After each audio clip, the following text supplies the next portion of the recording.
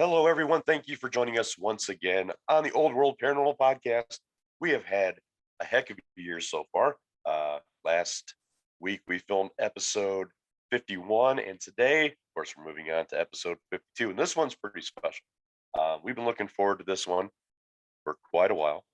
Our guest today, if you are involved in the paranormal field in any way, shape, or form, if you watch any of the paranormal programming on TV, you've probably seen this individual.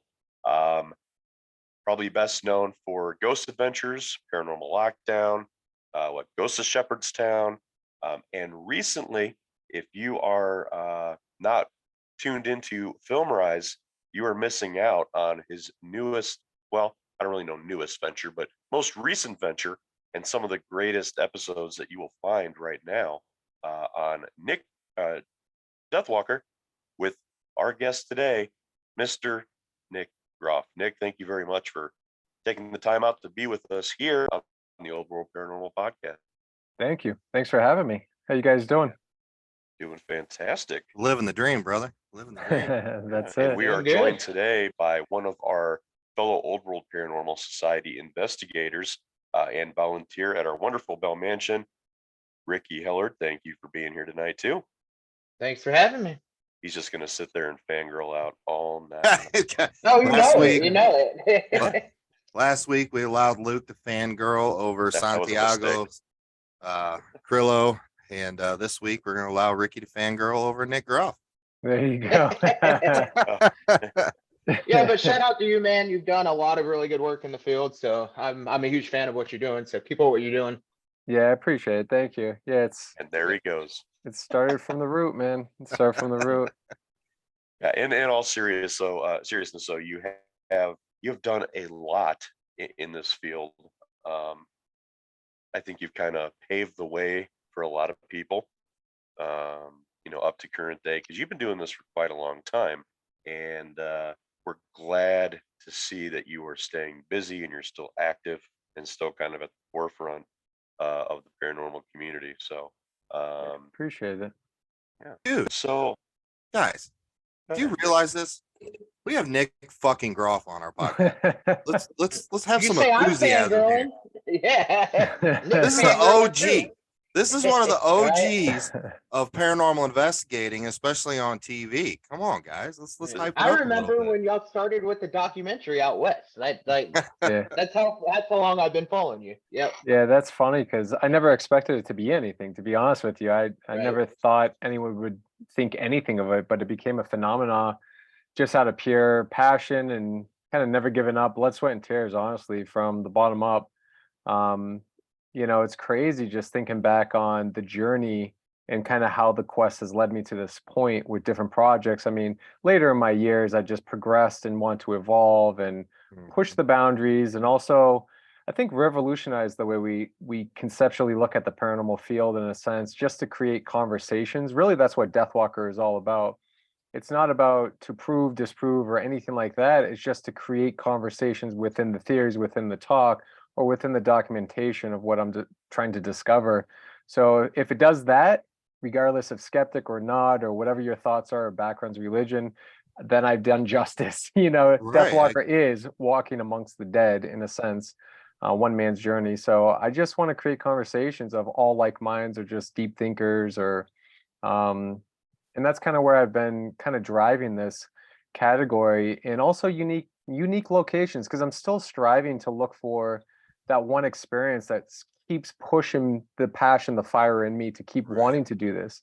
And I think that's where we get a little bit lost in transition, is like life, work, whatever it is, family, whatever it is. I think we lose track of why we got excited for something, right? It could be anything, not just the paranormal, but since we're on the topic, the paranormal can be like watching paint dry, eventually you hate watching that paint dry.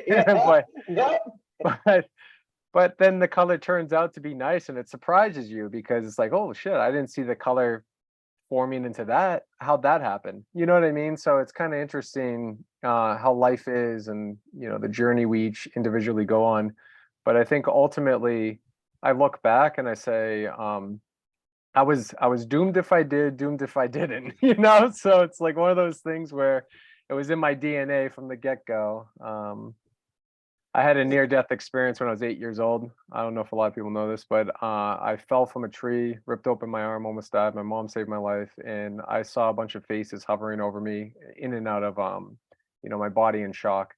And I think looking back on that, I was talking to my mom when I was in my 30s, and I was just saying, "Oh, remember that experience?" And I saw all these faces. She's like, "No, there was just me and another lady there." So that always stuck with me, knowing, did I skate on that verge? Did I almost like the movie Flatliners? Did I Yeah. flatline and see that like nightmare, that vision, or great uncles or great grandfathers or whatever coming to me? I didn't recognize it in the faces. I just knew there was multiple of them looking down at me. But that kind of jump started in a weird way, just looking back. Maybe that jump started the crossover. Maybe it jump started like my destiny to do some of this, regardless of the TV or not. I think I was ultimately always bound to be fascinated by the supernatural, paranormal, and extraterrestrial beyond just here, what we Right. conceive of this reality. So, I mean, after that, I had some weird experiences, and then 13 years old, I got introduced to Area 51 from my sister's godparents who lived in Nevada on a trip that we took with my parents. And my sister's godfather would talk about how his father helped build the bunkers at Area 51, secret base back there in 1993. He was, telling me all about it. And this young kid right here got excited for secrecy of conspiracies and base, and introduced to Art Bell. And then I would go home back to New Hampshire from Nevada and listen on my little boombox late at night, Art Bell talking. And that's how I learned about it. And I learned about hauntings in extraterrestrial, and I'd be weird about space and looking up at the stars beyond than just Earth. And I started just deep thinking into that category, unfolding maps, saying I'm going to go to Area 51 someday. My dad thought I was nuts. So that's kind of how my journey kicked off. And then, short time after graduating UNLV, I called two guys that I met out there in Las Vegas and said, "You want to go look for ghosts?" And that's really what drove into the documentary. The main reason was, and you can see it in Deathwalker, season 2, the Sally House episode. I kick it off with, ultimately, I wanted to show the narrative of like my past and how I actually got into this. So I started off with, remember the show Sightings, Yeah. and they did Yeah. the Yep. Sally House episode. Mhm. That's truly what intrigued me to say I want to go look for ghosts. Ultimately, I always did when I was a kid, and I did at haunted locations, per se, from like high school friends and stuff like that. But I was bigger into UFOologies, like just stuff like that, extraterrestrials and stuff like that. Intrigued by Fire in the Sky, Travis Walton, all that stuff. So it was a crazy journey, and I think the Sightings doc really, I questioned myself. I said, okay, I'm watching the camera, the news team film this guy, and there's no cuts, and he's getting scratched. How is that possible? They're Mhm. not cutting away. They're not like trying to trick the audience or whatever. So to me, as an editor and a filmmaker and all that stuff, I'm like, I want to truly go out there as a logical person with all these like weird things that have happened in my life. I want to see if a ghost exists. And I had some camera gear. I called these two guys up, said, "You want to go look for ghosts?" And we got in a little Scion car, and we, with Who's, no money, and drove Nick, all the who's way those up. two guys? Zach and Aaron. And Yeah. I met Zach. He was a wedding DJ. I was filming some wedding videos, and he was DJing weddings, and that's how I met him, because I was working on film projects, and I asked him to be a camera operator on some film wedding videos I was doing. I started my own company out of college because I was overqualified, Right. which is ridiculous. I graduated with high honors in film, and I had a film that came out in 2004 at Dennis Hopper's Cinevegas Film Festival. And after that, I wanted to do something else, and I didn't really know what a documentary was, but I had to learn it and kind of understand the narrative and how that kind of functions and works. But I knew I wanted to look for ghosts, and I had camera equipment and recorders and whatever that I thought was it. So very basic, naive, passionate kid, with and I met Aaron. He snuck into my college class, and that's how we met. The teacher told him to work with me on some projects I was doing at the end. He didn't even go to my school. So stupid. And then I just convinced him, let's go off and see. And that's kind of how it all triggered that journey. And we filmed for like months. Went up to Virginia City, filmed all that because I knew about it because I went there during a spring break. I had all these mini DVs tapes just piled up in 2005 or so, 2005 into 2006. I think I kind of moved through it. And then we got into Goldfield, which Aaron couldn't make it. He had to take a real job that day. So just Zach and I went and filmed that by ourselves, which was actually really cool. If you watch the last 30 minutes of that doc, that's just him and I the whole time, besides the Mhm. interviews and stuff. But it's cool. I don't know. There's something really unique about it. If you watch it, just three dudes, it's like raw, gritty, no camera crews. It wasn't obviously it's not scripted and overproduced and you got all this 30 person or whatever. It just really was what it was back then. And back then it was really difficult to do stuff like that because I just got the Panasonic 100A camera, which was Yeah. like the shit back then. It was like, oh, it films in 24 frames digital and it looks cinematic. And I was all into that stuff. So it's just fascinating, man. Technology, people, obviously that I'll tell you this story because it's really funny. I don't know if you're interested in it, but this is how basically the documentary got off the ground was I got introduced to, remember, I don't know if you guys remember, but back in 2005, someone handed me a Hollywood agency book, which was Yeah, I remember you talked to me about that. all right, so it's Yeah. really kind of hilarious because we were all over the news for the stuff we documented, and we run. I thought you had to submit it to film festivals or whatever to see where it goes next or whatever. So I'm Mhm. like, man, if this does well, it was so amazing. I was so intrigued by the stuff we captured. I was like, we should go to other locations. And my cousin Justin introduced me to Bobby Mackey's when no one really knew what Bobby Mackey's was back then. I'm like, we're going there someday. Then he's like telling me about Poveglia Island in Italy. He's telling me all these haunted locations he was Yeah. researching. So I'm like, all right, cool. So basically what I started doing was I started calling every number in that Hollywood agency book. It's such a gimmick. Those Hollywood agency books are just such a scam on that. Like you buy it for like $100 and like it's funny because the first 5 people that I would call or first 10, actually the first 99 people I called all said the same thing to me. And I got really good at like being really quick on the phone with them because they either hung Yeah, up you on got to me pitch or- yourself really quick. Yeah. Yeah. I was like, what did I say? And I was young, 25 or whatever. And I was like, I got the most amazing documentary. You got to see it, blah, blah, blah, blah. And I would just rapid fire when they picked up the phone or I got a hold of anyone. And it was like a secretary at an agency firm. And the agency firm was like, okay, great. Yeah, just send it in or have your entertainment lawyer send it in. We can't take solicited material.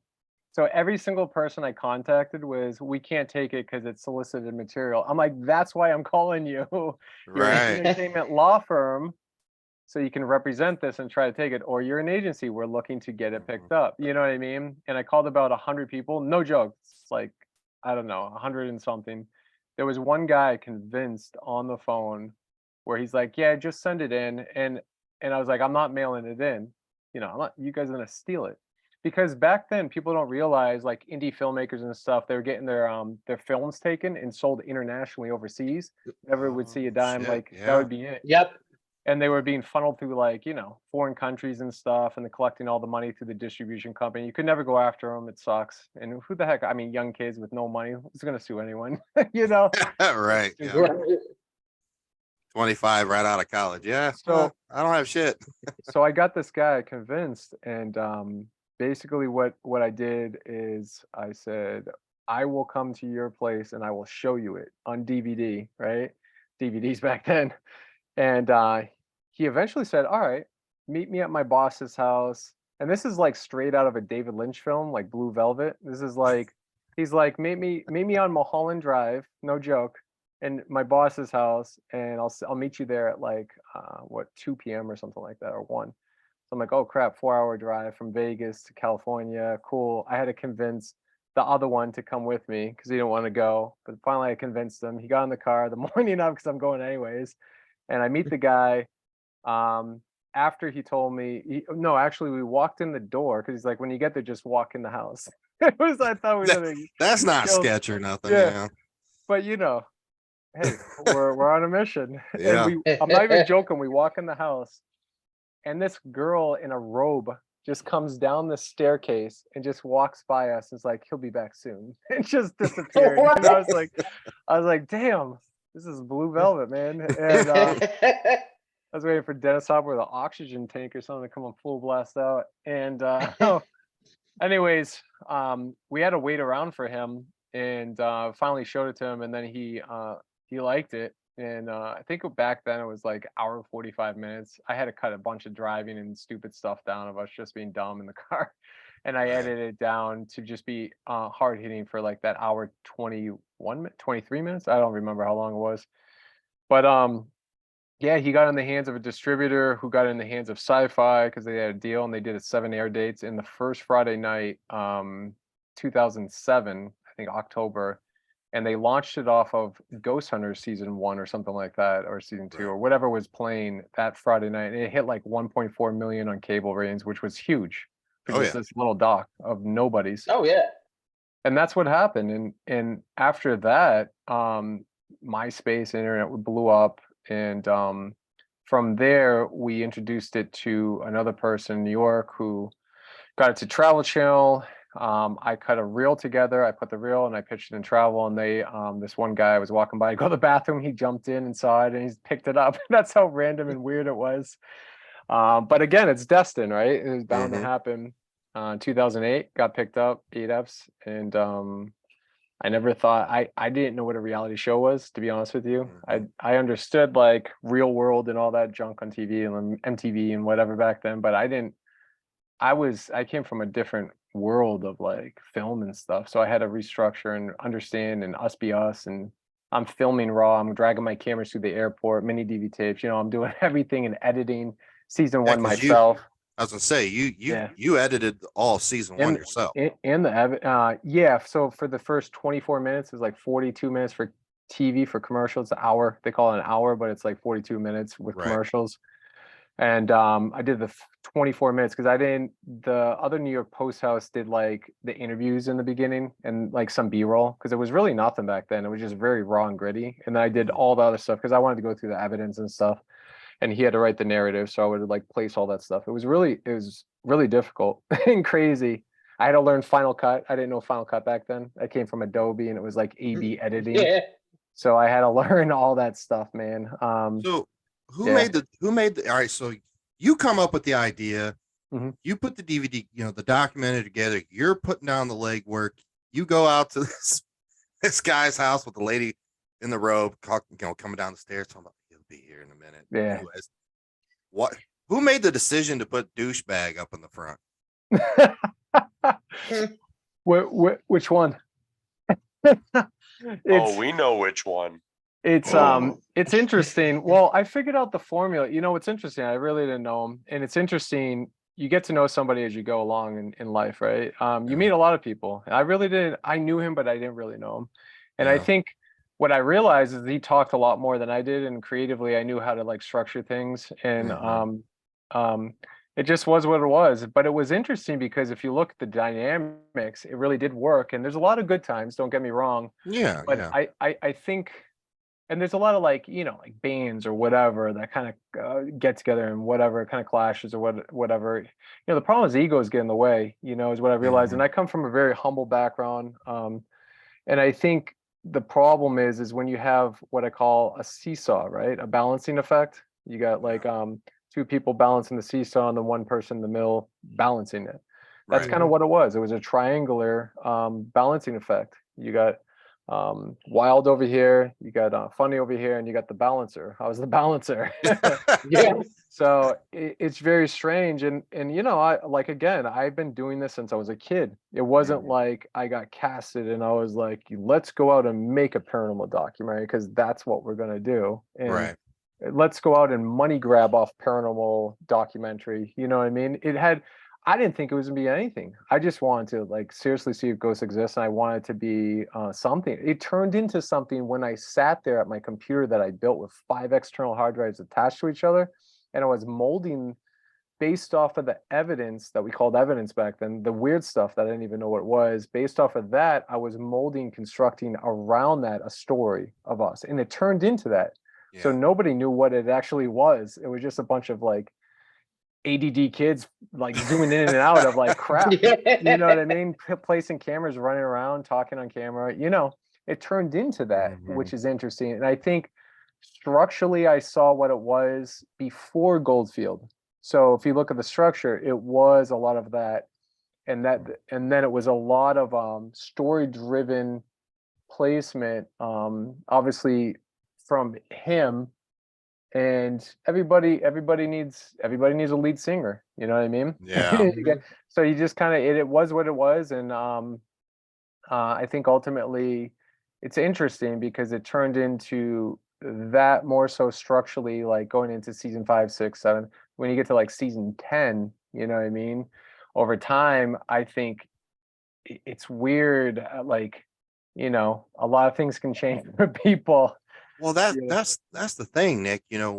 Okay, so when it popped off, and now it's on Travel Channel, and everybody's watching this show, and they're like, "Oh, this is amazing." So everybody's used to watching Ghost Hunters, okay, and how they do it. I think Ghost Adventures hits the TV, and it's raw. Right. It's three guys. You can tell it's raw. It's three guys being locked in a location. You can tell by their camera angles, and and how it's all perceptive and edited together. It was amazing. Yeah. You guys struck gold with it, in other words. Yeah. But then after a while, you can tell, you're like, wait a minute, this isn't the same anymore. You can tell there's a production crew involved. Like, okay, what's going on? This is the premise. You guys are getting away from the premise of how the show began.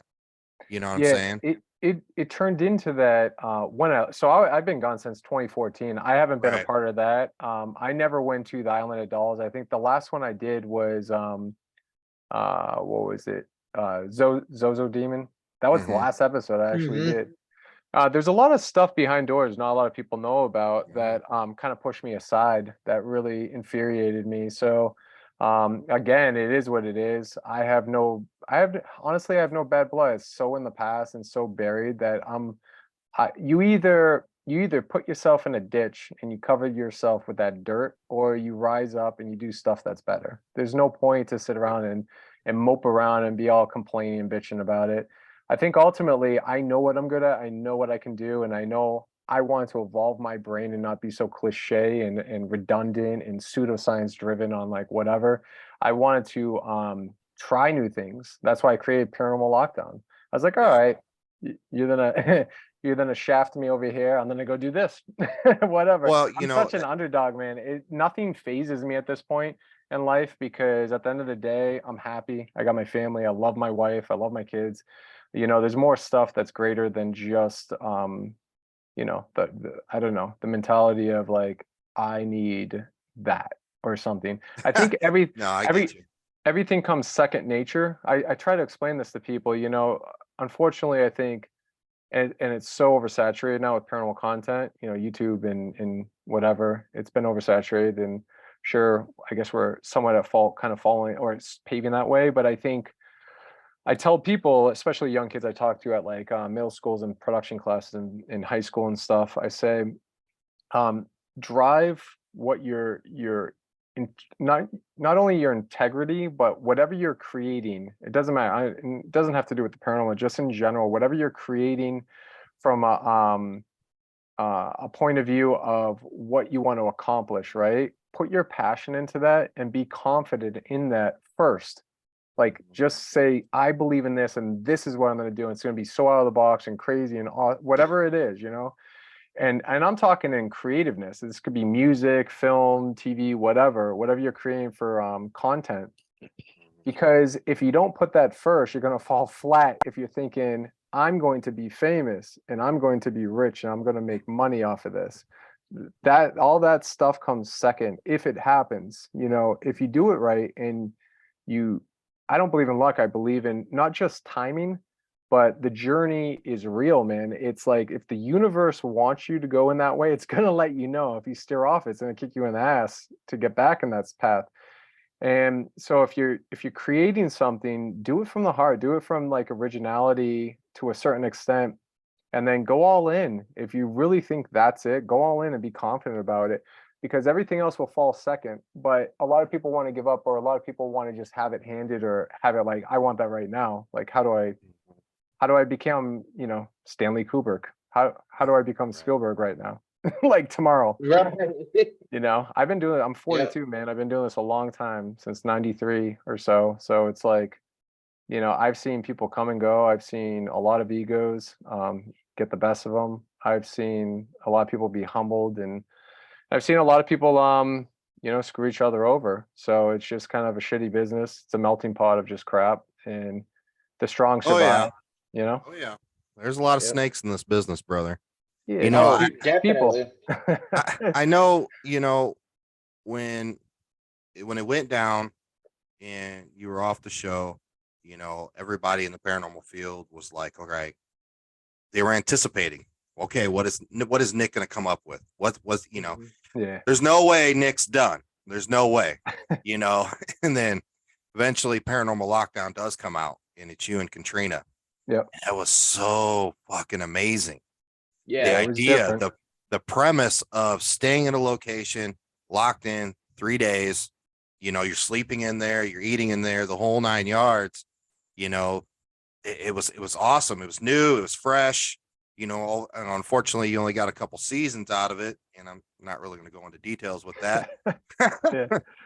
It streams back to another D word, but we'll just keep moving forward. But I don't know. I mean, that again, you've always tried to think outside the box. You've always pushed it forward. You're a deep thinker. You came up with, the Paranormal Lockdown. I don't know if Ghosts of Shepherdtown was your idea or Nah, not. it wasn't. You were just Yeah. asked. Okay. Yeah, I was asked, and I wasn't going to do it, but the police officers, actually knowing there was real police and it wasn't so I had nothing to do with the production or the company or the idea. They were actually doing it already when I Mhm. came along to the network. The network was begging me to be a part of it because they didn't have anyone to I guess lead the investigations Yeah. with credibility or something like that. They had a bunch of fallouts. And I got intrigued because I was launching Paranormal Lockdown with the same company, and they were like literally begging me. And I said, well, I don't want to do it. I always stay true to, I don't want to be a part of a production company that's going to like try to pull a fast one on me or whatever. So I always Right. get worried with that. I come from like doing it myself, and I get worried with stuff like that. But knowing that the police were involved, and knowing that I could just be me going into investigations, I knew what was going to happen and where we were going, I guess, in a sense. So what you see, I mean, when you see me investigating there, that's me. But ultimately, I had nothing to do with how they Franken bite the apps together, whatever the Mhm. heck they were doing. I mean, a lot of the stuff I was like, whoa, what's happening here? But ultimately, yeah, it was cool. It was cool to run around with the cops and stuff like that, and climb through caves and everything. But no, Paranormal Lockdown was Ghost Adventures was my first baby. Paranormal Lockdown was my second baby, and Deathwalker is definitely my third baby in a sense. Paranormal Lockdown was fascinating because I actually pitched it to the network where I was going to live at the location for a whole month. That was actually the original pitch, Mhm. and I pitched that around to everybody. Surprisingly, almost every network turned me down, and I thought that was hilarious. Back then, 2014, they were still trying to figure out, I guess, networks were trying to rebrand and figure out what they're doing. Mhm. I really wanted to live there for a month and bring in like scientists, and bring in like the psychology behind it, and just really, really smart people, physicists and stuff like that, to really rule out or go into environmental and really do a scope. Because a real paranormal investigation, you're kind of like putting a bubble over the place or whatever you're trying to test for Mhm. environmental issues. It's hard to determine what is and what isn't, but the paranormal is like finding a needle in a haystack a lot of the time. It just kind of happens randomly. Right. So unless you have a consistent certain thing, but I mean, consistency comes with people staying at the place for long periods of time. And that's kind of what it turned into, because we realized I did something different than other people were doing. We took the red camera back then. So there was a new camera that came out called the red. It was in 4K for Okay. one of the first cameras. And we changed the IR sensor because I wanted to see all dynamics of light. I Mhm. didn't want it to be just straight infrared. because I felt like we were missing stuff in infrared. And so we changed the IR sensor on the red camera, and the military and us were the only ones doing that with these cameras. It was sick. That's why you get that look in Paranormal Right. Lockdown where you can see flashlights and all the light kind of seeping through. That's because the sensor is different. It's not just straight. The rest of it's kind of like black and white, or you can change the color grade in the camera to black and white. We change it like an off blue or something like that, so it didn't look cliche like every other paranormal show. But everything else is bleeding through in the iris color, like light, flashlights, candles, whatever. So that was different, but I realized that we were consuming so much space, because back then the cameras would overheat and we would film 72 hours around the clock living there. And we had like 8 terabytes of footage in 1 week. Wow. So it had to be condensed to 72 hours, which it's basically 4 days, 3 days staying there. And then the 4th day we would do like a wraparound, like this happened, that happened, and all that stuff, to tie up everything in kind of in my head, or narratives between the two of us. And then so it was almost impossible to do like a whole month with that kind of capability back then. Today you could easily do it, but back then it was very difficult. And it was just, again, I helped edit the first season, season 1, and then it was brutal, mentally and physically. It was one of the hardest things I've ever done, just because I would live out of my clothes, I would stay there. It was crazy. So it was wild, man. So let's get into your third baby here, little Deathwalker. Yeah, Deathwalker. So after all this said and done, you obviously end up heading over to the UK. Yeah. You filmed Deathwalker first over there. Now, does this start? This is gonna, I don't know. I'm digging here. Does this all start when Paranormal Lockdown, when you and Katrina go to Hinsdale? That was the first episode. Was that the first episode? Yeah, that was the first episode we did. And we had a lot of camera issues at that location. No, actually, no, what happened was we shot season 3, and the realistic, how everything aligned, actually, to be real, is the networks. So Discovery bought out Travel Channel. It was coming full circle. So I was over at Discovery. Travel was bought out. Travel was owned by Scripps Network. They were merging. So we were put on hold because of the merger, because they didn't know what to do with the shows and stuff like that, and they were in kind of like a world of crisis over their Travel. So basically, what happened was we were put on hold after shooting season 3. So we got an offer. We launched Quest Red, which was international division of Discovery in the United Kingdom. So we went to the United Kingdom for 6 months, 5-6 months, and we filmed Paranormal Lockdown UK out there, because it was completely different for the UK. So it's kind of like a co-pro deal where they supported it from their sister network, which is totally separate from the US network, 2 separate places. And that's how we did Paranormal Lockdown in UK. We were waiting to see what happens with the thing. So when I was in a 10th century castle, I had a conversation with executives back in America to find out that Paranormal Lockdown wasn't coming back when I was actually in a location filming it. It's messed up. And here's the thing, it had nothing to do with the ratings. It had nothing to do with money. It had nothing to do with reaching. It had nothing to do with like arguments or agents or whatever you want to try to make up on the damn internet these days, or whatever you read. All the stuff, half of the stuff on the internet is false, to be honest. This is the truth. It just had to do with one individual, and basically it's a tough situation. It's basically politics of kind of like Crying Wolf, I guess, best way example I can put it. And just because if I would come over there, then people would walk and that would be it. So they didn't want to stir the pot, and they're already in kind of a crisis. So they just dropped me instead of that. And that's kind of what happened. That's the truth. Yeah. That's what happened. And it is what it is. Honestly, it was, I guess it was time. It was hard because, when you create something, you put your blood, passion, you're in it, and you're really doing it. It's, there's a moment where your heart drops. I don't know if you guys ever had like a loss, like you're like, man, I just, holy crap, what just hit me? there's that moment, but then there's the second moment. I kind of call it fivefold. You ever hear about fivefold? You lose somebody, you have fivefold of emotions. You guys know about that? Yeah. Well, it's kind of like it's kind of like that scenario. You just lost your baby randomly. You just got iced, right? Yeah. But then there's a part of you that says, this is my mentality. It's always been maybe it's my growing up as an athlete or whatever. It's like, all right, what am I going to do? Sit around and mope around about it like Eeyore from Winnie the Pooh? Or am I going to get up and kick some ass and be even better than what that was? So I look at everything in stepping stones. So I said, you know what? Fine. I'm going to go back to my roots.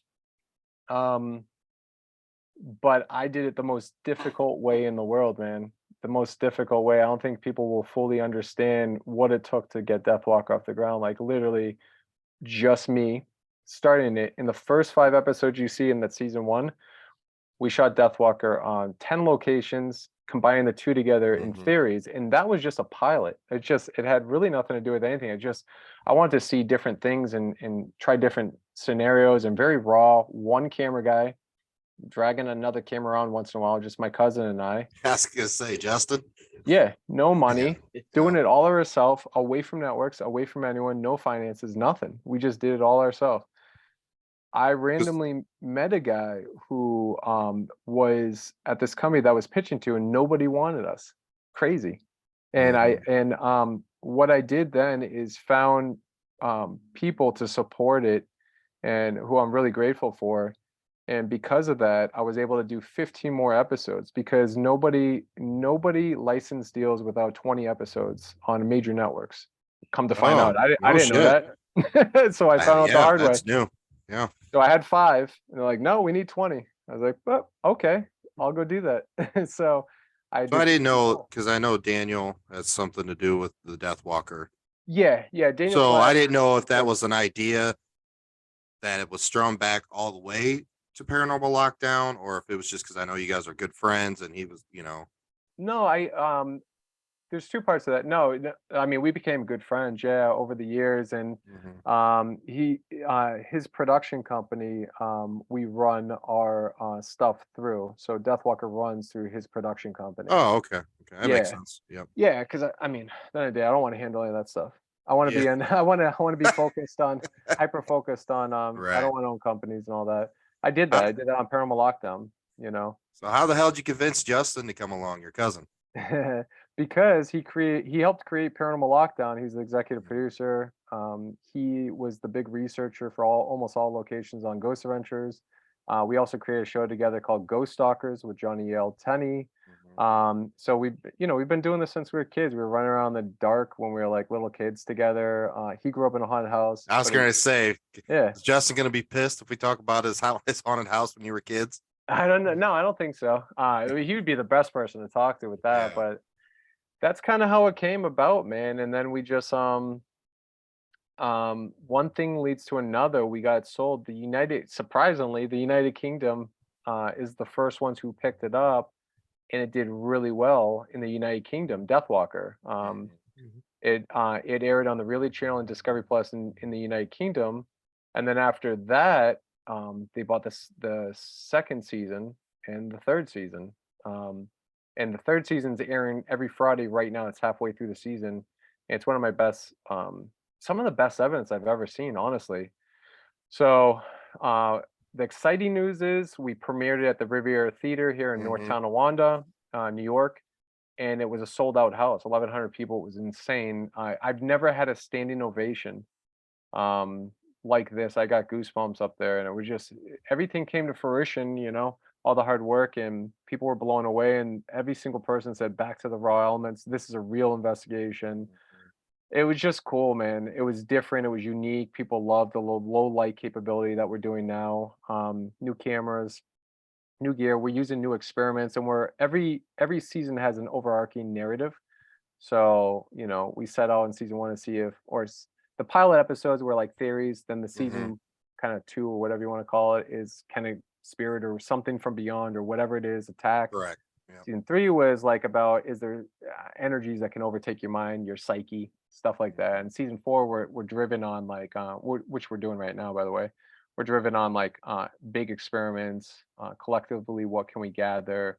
My wife is in a ton of episodes. She's a medium, trying different tactics, different things, maneuvers. Very calm, collective.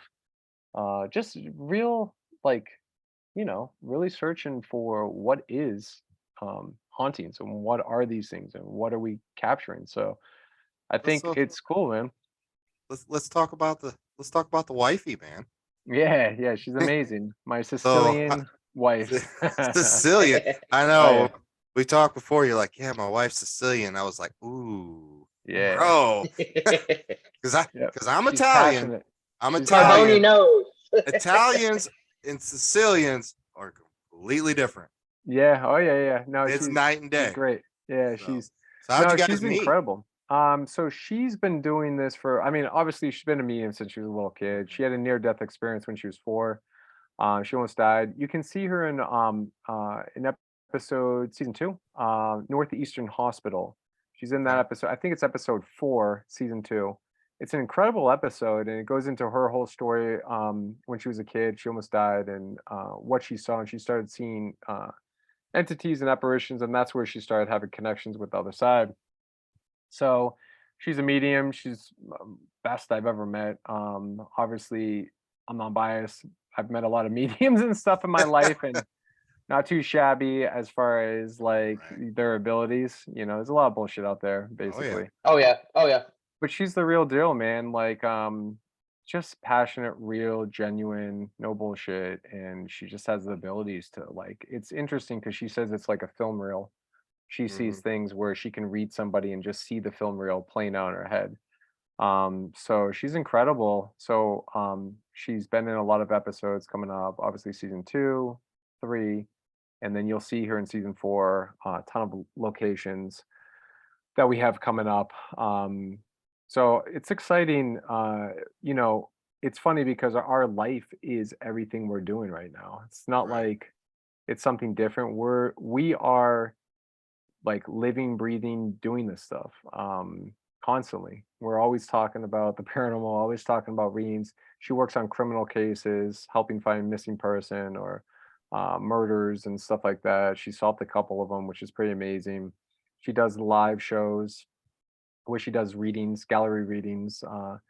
She has a spot at the Seneca Casino here in Niagara Falls where she does her live show, and Statler Hotel here in Buffalo, New York, and several other places. We're just down in Florida. She did a show out there. So yeah, I mean, What's she's that, man? amazing, man. She's been doing her thing forever. So we met over her podcast show. She actually had a podcast show, Mhm. and Night with a Medium, and basically, I came on our show because Dan Class, Mhm. Dan was going on the show, and then Dan asked me to come on the show, and she didn't know who I was. She's never watched Ghost Adventures or anything like that, or Oh, Paranormal really? Accounts, so she didn't know Wow. Wow. anything about me, which was amazing, which I liked. And basically, we just hit it off, and we both just started talking. And after a while, like we realized that we have a deep connection, more like soulmates, man. Yeah. That's what we realized. It's just I don't know, visions of past lives and soulmate, and we came together, got married, had a baby together, and Luciano, who's 10 months now, and he'll be 1 in Amazing name, April. brother. It's Yeah, amazing name. and we Love had it. to I bring back like the Love it. it. old school. Yeah. I mean, you could tell, when we met, we meet a lot of people and a lot of celebrities come in, but when we were talking, Nick, and you start talking about your wife, like you genuinely see it, brother. Like you are genuinely happy. You are genuinely in love. Like this woman is your whole world. Yeah, Some people like, oh yeah, my wife, blah, blah, blah, blah. And like, no, like you could see it in your eyes. Like, you know what I mean? It's like, wow, man, all right, good for this guy. You know what I mean? yeah, yeah. So I'm happy for you, brother. Thank you. Yeah, no, I mean it's all passion, dude. Like I said, anything like I just fully embrace and engulf Mhm. myself in. When it's like when it's true, it's true, like Yeah. I feel like there's nothing to shy away from if you fully believe confidently like this is the passion, you know. I kind of call us the Notebook story. So I just waiting for to see who gets amnesia or whatever first. Yeah. The Notebook, the paranormal side. All The right, who's paranormal pitching side. it? Who's pitching it? The ghosts speak for us. We don't remember Yeah. each other in the end. So, Sean, you wanna chime in about season 4? You want to ask him? Well, I want to talk about one more thing first. Okay, go ahead. And Nick, I'm kind of sure he knows what I'm going to talk about here, but Do not say his name. well, Voldemort. We'll just go with that. Okay. You should not be named. I have formed an opinion, and I'm going to venture to guess that this is probably the opinion of people other than myself. But I want to ask you what your thoughts of this are. Mm-hmm. So I think that there are two different types of, and in this, I'm going to reference paranormal television because that's the outlet that most people are saying. Yeah. So I think that there are true paranormal investigation shows, such as Deathwalker, Ghost Hunters, things of that nature. Mm-hmm. Ghost Adventures started out and was for quite a while, in my opinion, a genuine team of paranormal investigators doing a genuine paranormal investigation. Over time, that changed, and I'm sure I'm not telling you anything you don't know, but it changed into more paranormal entertainment, where the authenticity dropped off.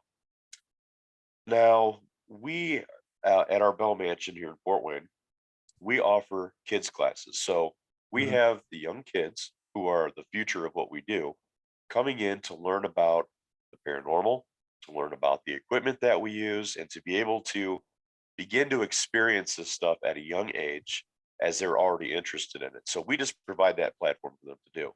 Mm-hmm. Now, when these kids are watching TV and they're tuning into a recent episode of Ghost Hunters, they're watching that and they're like, oh, this is great. And they're really seeing the real side of it. Mm-hmm. And then they turn into a show, I don't know, last week's episode of Ghost Adventures. And I'm gonna say this just because I say it all the time. You've got, within the first 7 to 13 minutes, you've got the host of the show getting possessed. There's demons. Everything is evil. And we're going to send somebody off into a room and we're going to provoke the negative entities in every single place that we go to. They're seeing two completely opposite sides of the spectrum. And it's hard for them as young kids to be able to distinguish reality from entertainment. So what do you think the solution is there? We're not going to tell them not to watch these shows. But what do you think is the best way for us to tell them, hey, this is what you should be paying more attention to, and this is what you should not, because this is not really how it is, and this is more how it is. Yeah. Am I right on any of that? And how do we approach that to the younger kids? Yeah, I think just better parenting. Stay off YouTube and stay off that stuff. Well, that's one way. I have 5 kids, so I have every right to say that. And my kids get on YouTube, and I'm like, turn YouTube off. While you a lot of the YouTubers, and I'm not hating on anybody, but I mean, if we're talking like historical approach of data into the paranormal, if we're talking about real research and not just entertaining and stuff like that, it's like comparing apples to oranges, Right. A lot of the YouTubers, they're just changing names to locations, and they're calling, like, I heard someone ask me a question the other day. They said, hey, have you ever been to Witch Forest? I'm like, what's Witch Forest? I know almost every location in the country. And they're like, oh, it's in California. It's where witches. I'm like, I don't think that's a real name. I think that was a made up name for a real place that supposedly something probably did happen, but not as brutal as it sounds. So yeah, unfortunately, you have a generation of just throwing, like, saying like, we're going to an orphanage right now where 10,000 people died, like crazy stuff like that. Like, whoa, wait a second, that's not true. Like, I know, Justin always laughs about this. He'll send me a message and be like, did you see that? They just said that 10,000 people, like children died there. I was like, he's like, there's one person who died and it was down the street in the cemetery. No one's ever died there because he knows all the historical like facts with locations. And I'm like, how do they get away with it? I have no clue. It's crazy. But it's all a facade to create this kind of anarchy. It's like, what was that great Norse what am I blanking on? Orson Welles. Remember? War of the Worlds, man. Everyone run for your life. The aliens are coming. Yeah, yeah. Right? Created mass panic. Unfortunately, I have no part in that. I haven't even watched any. I maybe have seen a pop up once in a while just off of blurbs, or it's come over my path or whatever.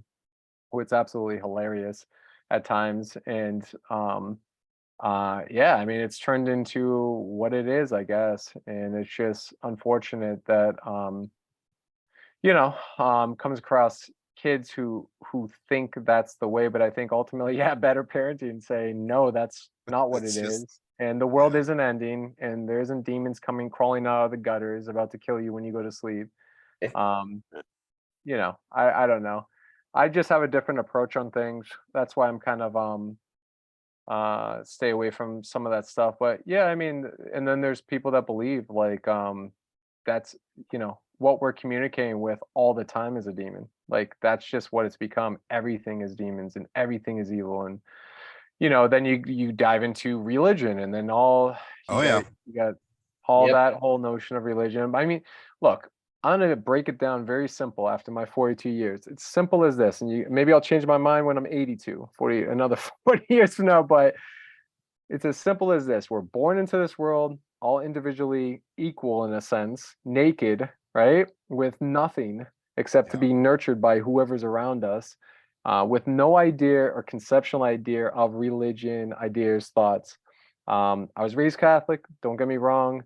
I'm not against anybody. I have friends across the whole board from pagan to Oh voodoo to yeah. hoodoo to whatever you want to name. I know everybody, and I've done every ritual. I'm not one way or another. I'm just an open thinker, and I love communicating. But there's an idea of, if you think just one thing happens, or if you think we're just communicating with like that strong belief, then that's your beliefs. That's what's going to happen when you pass away, right? Or that's what you're going to go through, whatever the transition is. Because truly, nobody actually knows. So fear is the easiest way to psychologically inject into somebody to stir their mind of thoughts, right? Nobody's sitting Yep. around going, "Man, that was so amazing. Little Johnny, the blue little ghost came up and it's so nice." Like no one's talking about that. Everyone's Yeah. like, "Man, did you see this person get like ripped It was apart or whatever?" Zozo. Yeah. Yeah. No, it doesn't make good But ratings. but I mean I like both of it. I mean, I'm not saying that stuff. I'm saying I like going to extremely haunted locations because I want to experience something. I really want to document stuff. And sometimes it is evil places. Like I'm talking Mhm. people, man. There's positive and negative people that live and die. Positive and negative energies that linger. Prisons, asylums, um, mixed emotions. And I do believe there is other energies like topas, and I believe that you can manifest energies, and energies can transform into something else. And I also believe that time and space, time in general, the notion of time is irrelevant. There is no such thing as time. We create time as human beings. And I think that realities clash together and sometimes they bleed through. Like if we're in a room at the Bell Mansion over there, if we're just standing in the funeral room and all of a sudden we see these people gather around and they see us, I mean, they're thinking we're ghosts, we're thinking they're ghosts, but Oh yeah. 1800s clashing with the reality of now. And maybe that's what we're experiencing. I don't know. It's a scary thought, but um I believe that there isn't one thing that happens. There's no up or down. I think there's multiple things that happen, and there's multiple things because we go through a process. When you close your eyes, you have everything flashing, whatever has happened. I talked to a lot of um people that have died and come back to life, so I kind of like dive into this. But it's almost like you hold on to regrets, right? You have to let go of regrets. Whatever you've gone through in life, you might have regrets, you might have this, that, thinking, oh, I was scared. I have an uncle that's about to pass away. He's scared. Why are you scared though? You know, what are you Right. scared about?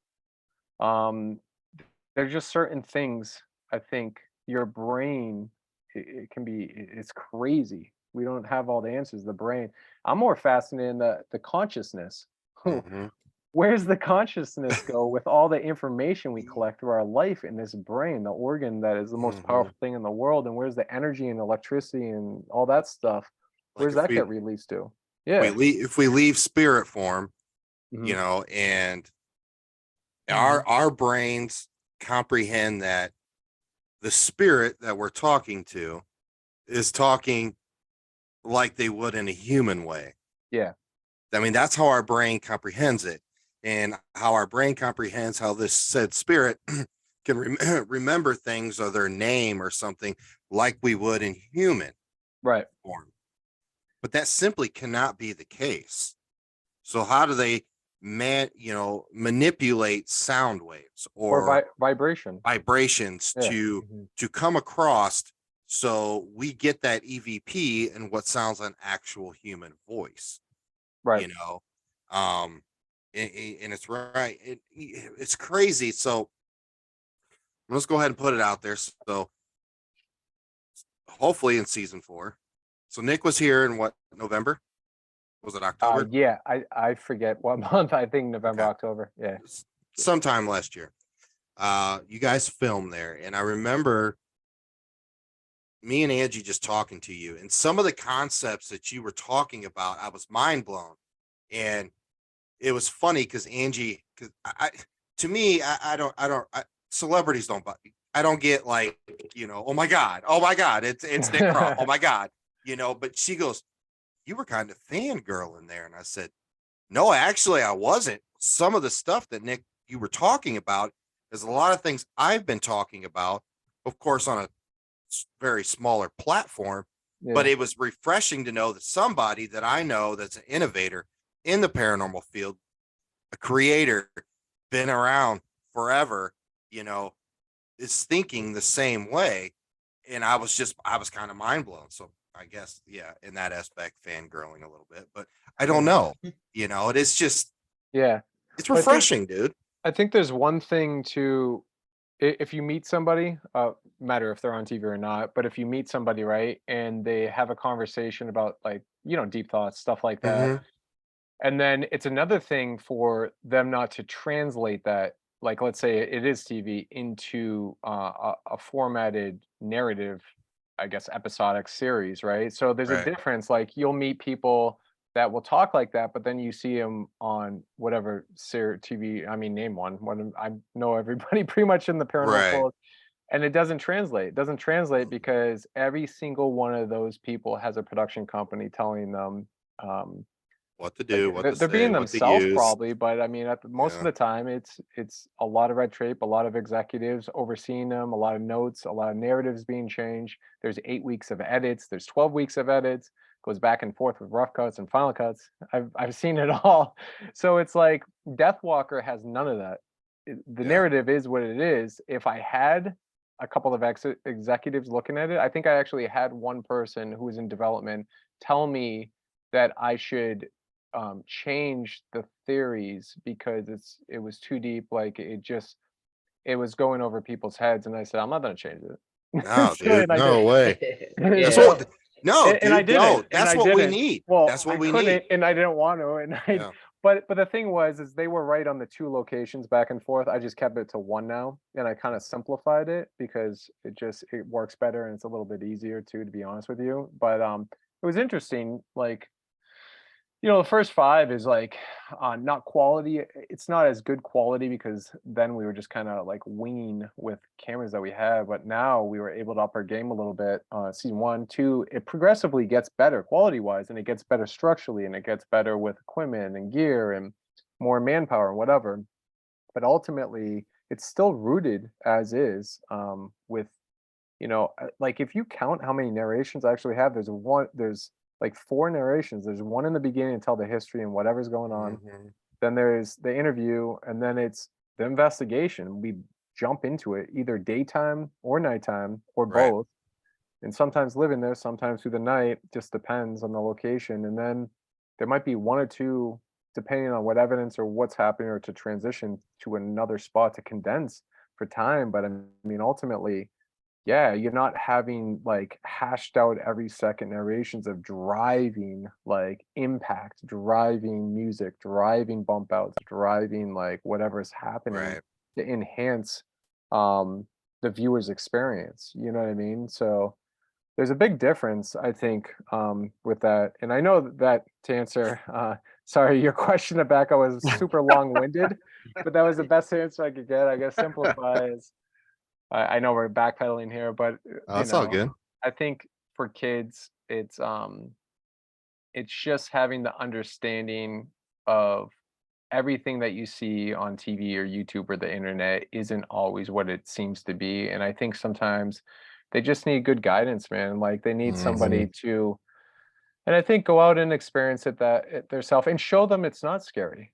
Not Oh, everything yeah. is scary. And I'm not saying go into like some damn like prison or mass murdering site where it's just chaos, or just negative energy, because there is negative places with negative energy, but my kids get scared too. They're like, they have experiences here. Our son is a medium too. He sees stuff, sees a shadow figure. The other one gets scared. My daughter, the oldest daughter, she sees stuff off and on, but you gotta accept it and be open-minded to it and not just close them off and say, all right, all right, I believe you. And it's basically just listening. Sometimes kids just want to tell you stuff. You just listen. Nothing I'm going to say is going to do any difference. They got their mindset. I remember when I was a kid, I loved rap music, right? And Yeah. my dad used to play all the old rock songs. I love all the old rocks now. I should appreciate it better when I was younger. But it's like, I hate it. He's like, no, you need to listen to this. You need to listen to Three Dog Night. I remember I thought he was taking me to go see like a band play, and I thought it was like a hip, like, oh, it has to be rap band, because that was like my generation was like Dr. Dre and like, oh yeah, we're the same age, brother. I get you. And I remember getting my Chronic tape taken away like 3 times. I think I swore in school or something. My mom took it away. But it's funny, he took me to go see Three Dog Night. It's like, man, I should have appreciated that better when I was younger. But it's the same it's the same scenarios. It's just like guidance with anything. It's the circle comes full. It's coming back around. Now it's your kids, and that's just how it is. It's crazy. Yeah, it's crazy. But I think ultimately, you just got to do the best you can with guiding kids to understand that what is and what isn't, and don't go left, go right. But some kids are going to make the mistake and go left. I know I did it a bunch of times. I jumped off roofs, skateboards, and cracked my head open in the middle of the woods by myself, ripped open my arm, almost died. I gave my mom a run for her money.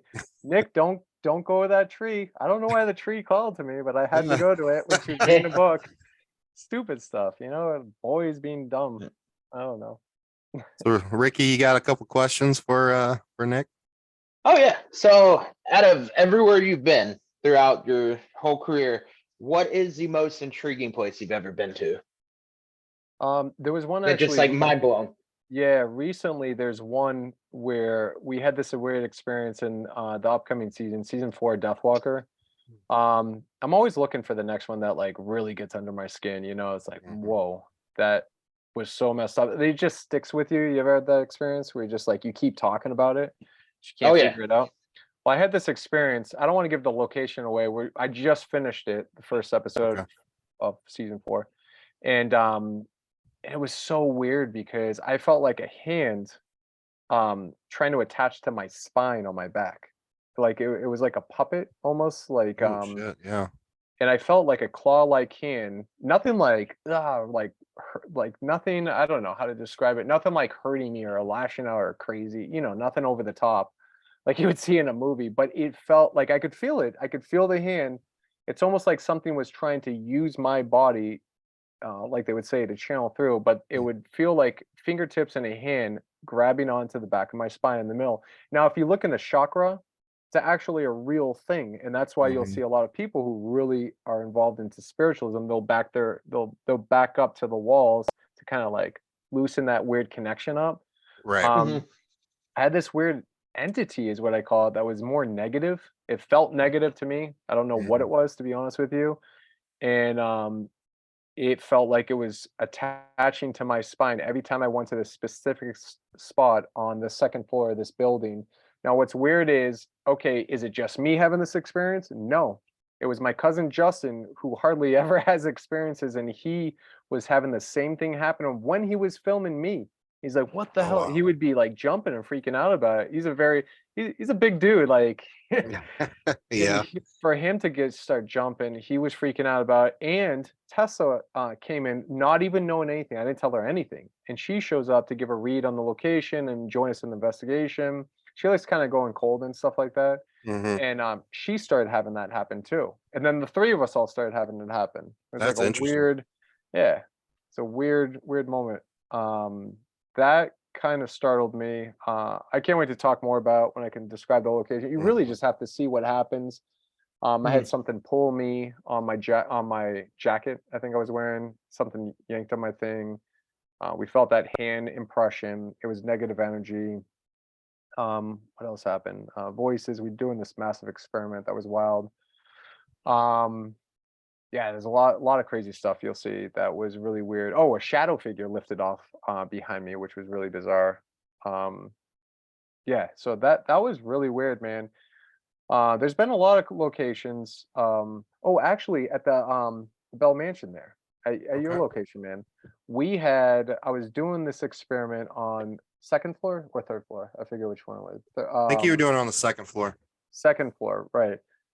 We had this experiment set up, and nobody was up there. I think Justin was downstairs, and I was up there. I called Tessa on my phone. I was saying good night to Luciano, just sitting up there in the dark, right? Mhm. I do it a lot. It's weird because sometimes that's the weird stuff that happens. And then Justin grabs the camera and he comes up because I told him to start rolling, and I'm filming Tessa on the phone, and Luciano starts crying. I'm not Mhm. even joking. When he started crying, the whole place came alive. Tessa would start talking about a woman. She knew nothing about it, by the way. Right. And she's saying she sees What? this woman walking around in the back room. What was her name? I'm blanking because Claire? Oh, Is it Clara. Claire? Clara. Clara yeah, Bell? in Yeah. the back room. And come to find out, she had an infant that died, I guess. Mhm. And Yep. Tessa's reading that the whole time. We have it all documented. It was epic. So she's That's reading awesome. that. Luciano's crying, and every time he started crying, shit, just all of our devices were going off, being triggered in that room. Voices were being captured. Like you could see, like Tessa kept saying she could see the woman pacing and freaking out. It was crazy. It was really crazy. Yeah, it was awesome. There's stuff like that. Yeah. But one of the coolest things, this is one of the coolest things, a location called the Western Block in Lockport, New York. Have you guys seen the episode that I did there on Deathwalker? It's in season 3. Mhm. Check it out. It's probably one of the best footage I've ever documented in my life, honestly. And the reason why it's the best is because we filmed in 4K, and you can actually clearly see this entity hand and arm reach in on camera, and we Oh, Oh, actually yeah. documented it. So it was raw footage that I took that, right? I took that moment, and there's only 2 cameras. Justin's holding the camera, and the other camera's on the tripod, and it was low light, so there's no infrared, and you could see this hand and arm reach in like this behind me after a noise. And we had no clue that we captured that until after, when we looked at the footage to see what that noise was. All right, so I took that raw footage, I sent it to a video analysis person because I really wanted to go the distance. I wanted to say, okay, is this like environmental, or is it something else? Mhm. Communication with the cameras, media, whatever. And he ruled out everything. You got to see, it's a huge analysis we do in that episode. And I think that's another thing, speaking of that, I started that in GA in season 1 and 2. Like we were bringing in third party analysis, Mhm. like to analyze. So I started doing that, but I go the distance. Like I took it to a video professor at Buffalo University, and he was funny. He's like, dude, he goes, you have some ball. Like he told me off camera, he's like, man, I questioned you because he didn't give a crap about the paranormal. He just wanted to Right. see if I faked it or something. And he's like, you have some balls. You sent me the raw footage of both cameras. And he's like, the first thing I did is I lined up and matched the cameras to figure out how you did this. And I was like, cool. What'd you find out? And he's like, I couldn't find out anything. It was legit. And he's like, Wow. I don't know how this is possible, but he's like, it's definitely, there's no pixelation, there's no CGI, there's no fragments, there's no hair slips in the lens, blah blah blah. There's no, I mean, you could just laundry list whatever. Come to find out, what he discovered that I didn't know, and he actually started bringing up spectrums that I actually didn't realize. He would bring up green spectrums that he would magnify into the 4K resolution of the raw footage, which is Mhm. really cool because I never thought about this. But green brings out the entity hand and arm. So we, as human beings, we perceive green a little bit easier to see. I didn't know that. Oh, So wow. he actually That's did interesting. that so we could see the entity hand and arm. And what we discovered is it had heat signatures on the fingerprints and on the elbow of the arm. And it's creepy because it looks like an alien arm with 3 fingers. There's not 5 fingers, there's 3, and it reaches in. Now, what was bizarre to me is what that did for me is it triggered, after this long analysis, it triggered me to go back into my UFOologist brain. Yeah. And say, wait a second. Was it really a ghost? Was it really a ghost? Yeah, I mean, yeah. it's a melting pot, man. Everything is what Yeah. it is. I think there's not one thing, but that's the problem with a lot of these shows. They want to be like, it was Jack who died here in 1856 and he burned in the fire. How do you know that? Yeah. Like, we can Or pinpoint stuff. ET. Yeah, or ET. So I think personally it was an interdimensional being, and I talked to a ufologist, and the ending of that, you guys got to watch it. It's an awesome conclusion. It's one of the best because it's just so clean and awesome. And yeah, if you're a paranormal enthusiast, that's definitely a piece of evidence that's right up there. I think that Yeah, is I'll badass. definitely check that episode out. Hell yeah. Yeah. I watched season 1. And well, obviously we're always so freaking busy. By the time I come home, I just want to sleep. So I Yeah. barely even watch TV anymore. But yeah, I'll definitely check that one out. Yeah, just skip to season 3 and just watch Western Block. I think it's episode 2, season 3. Okay. Right on. Just Exciting added it to my news. watch list. Exciting news. So you can watch it on YouTube right now, under Okay. FilmRise True Crime YouTube channel. You can watch Okay. it on FilmRise's app. You can download on your iPhone, Android. There's no ad. Like, a lot of people don't know, there's no ads or anything if you do it that way on your phone. You can cast it to your TV.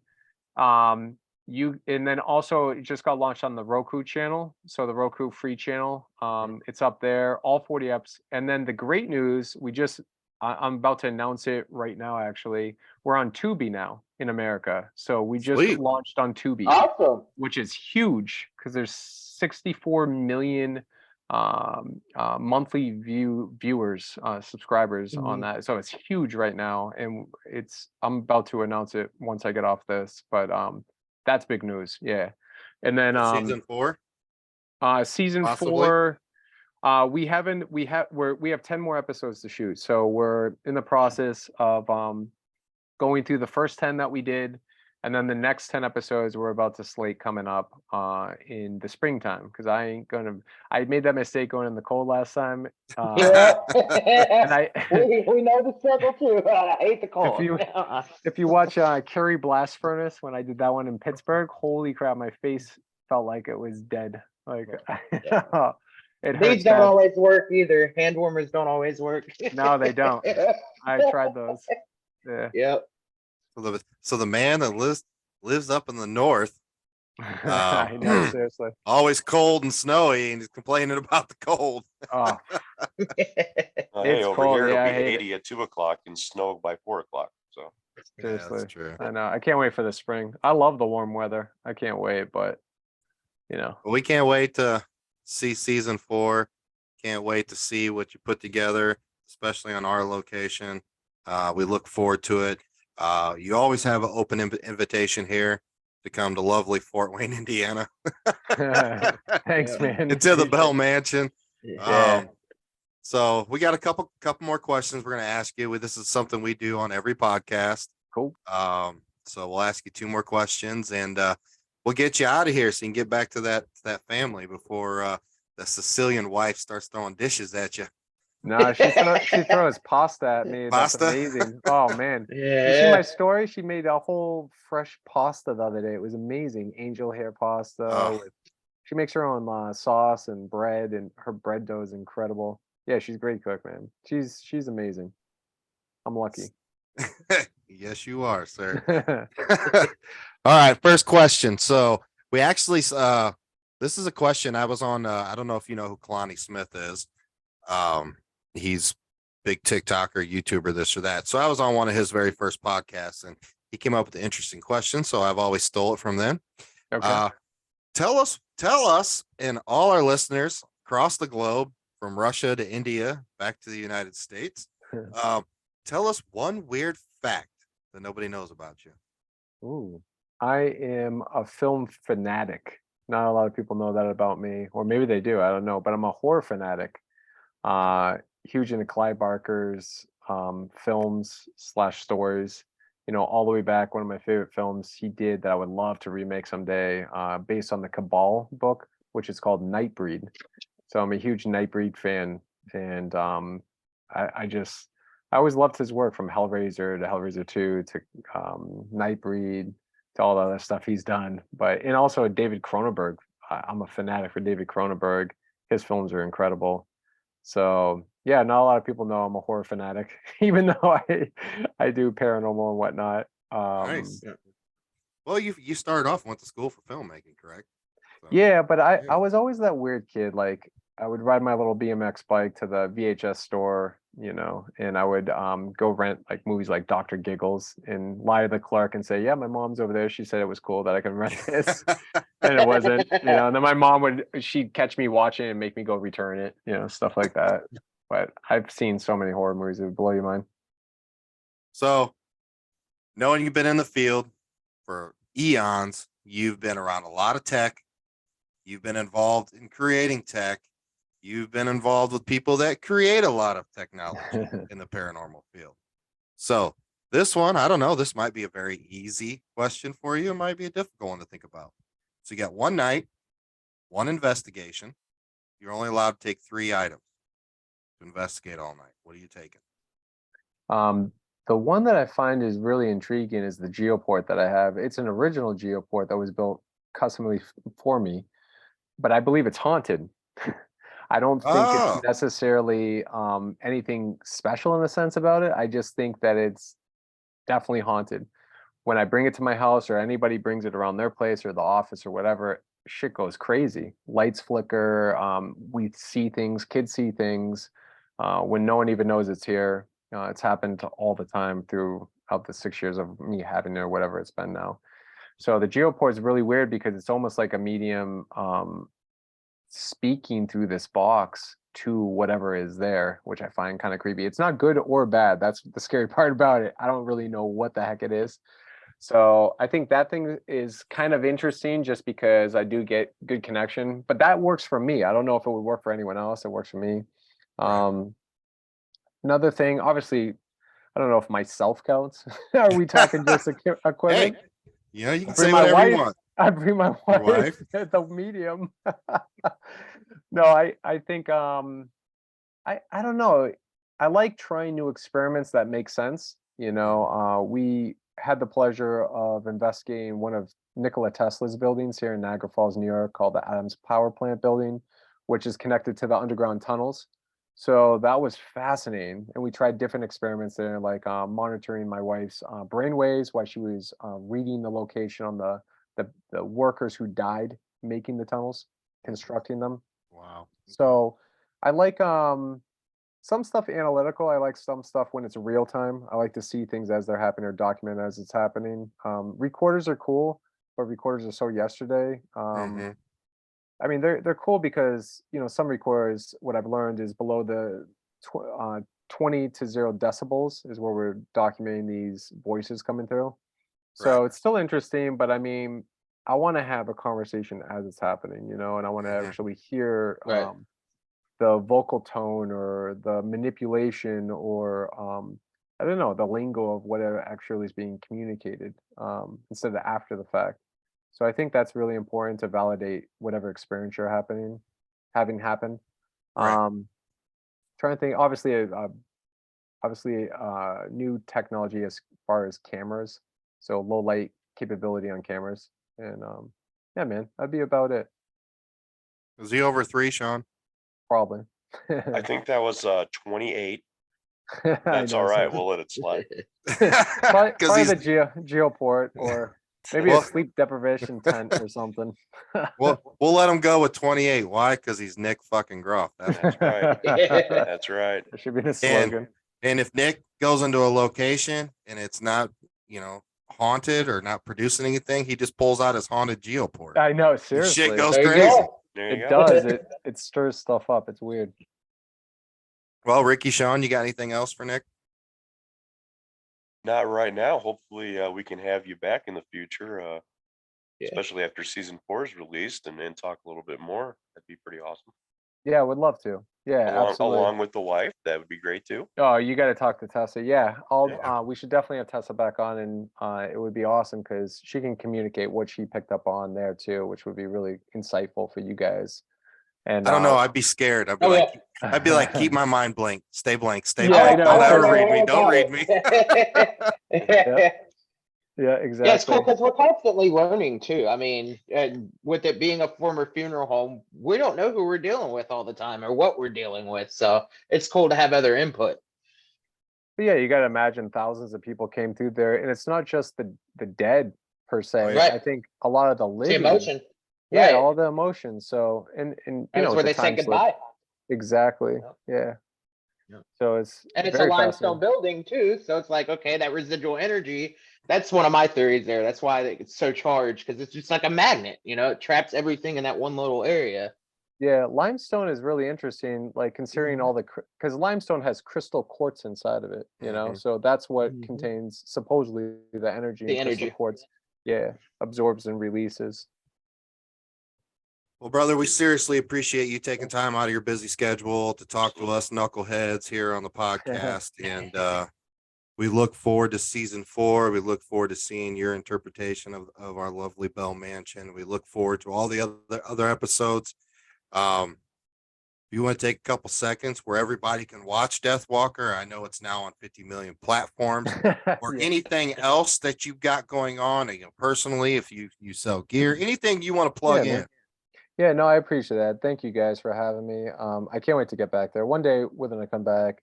But you can check out thenickgroff.com if you want a Deathwalker shirt or whatever autograph. Our storefront's up there right now. Be a part of it. We have a ton of stuff that we've been releasing. And then you can watch Deathwalker with Nick Groff, the series. You can search it on Tubi. If you're in America, you can get it for free. You don't put in credit cards or any of that stuff. It's free right now. 40 episodes on Filmrise, the Filmrise app. It's on YouTube, Filmrise's YouTube True Crime channel, and also on the Roku channel. So you can basically Google Deathwalker with Nick Groff and find it somewhere in America. And then in the United Kingdom, right now it's up on Discovery Plus in the United Kingdom. All 3 seasons. The 3rd season's airing every Friday right now. They're releasing new episodes. You can catch up on that. And I think they're going to air it on the Really channel too. So it's really cool. We have more exciting news really soon for other territories across the world that we're going to be releasing to, different countries. So stay tuned. I know a lot of people from Australia, Canada, Germany, France, Italy have been asking. So Spain, South Africa, all that stuff. So just stay tuned because it's a process, and each territory has different regulations, different deliverables, and so on. So as we're going through the process, it depends on that network and how they want to like consume it and broadcast it. It's out of my hands at that point. So, but we have great people working on it right now. And you can check out my wife and I, Tessa, and my all of our. We're doing a lot of vlog investigations now. So if you check out my YouTube channel, we just released one right now, which was an amazing at the Lafayette Hotel in Buffalo, New York. Very raw. I mean, just more of a vlog on YouTube. We're going to be doing a lot more of those. So that's on YouTube, my Instagram, Facebook, and TikTok. We're releasing a lot of stuff, and she has her website too, where she does her readings. That's she's really amazing what she does. Check out her pages too. Awesome. Amazing. We look forward to seeing you again. Definitely look forward to seeing Tess. And guys, get out there, watch Deathwalker. It's amazing. I'm not saying that because Nick Groff's sitting right in front of my face on the TV screen. No, he's an innovator. He's a deep thinker. He wants to push the field forward. He's a genuine human being. And it's just, he is what's right with the paranormal community, and hopefully you stay at it, brother, and you keep doing it for another 40 years. Thank you, man. Yeah, all my walker in another 4 years. Hell yeah, Deathwalker and his walker. It'll be Deathwalker It won't with his be- walker. It won't be Deathwalker anymore. It'll be just Death, Nick Groff. All right, I guys. always joke with Justin. I say, yeah, season 90, it will just be him flatlining me and me coming back to life saying, oh, this is what's happening on the inside. All right, guys. Thank you so All right. much. Thanks, guys. Yeah, Thanks thank for you for listening being to here. another wonderful episode of Old World Paranormal Podcast. Till next time, we'll see you next week. Peace. Bye.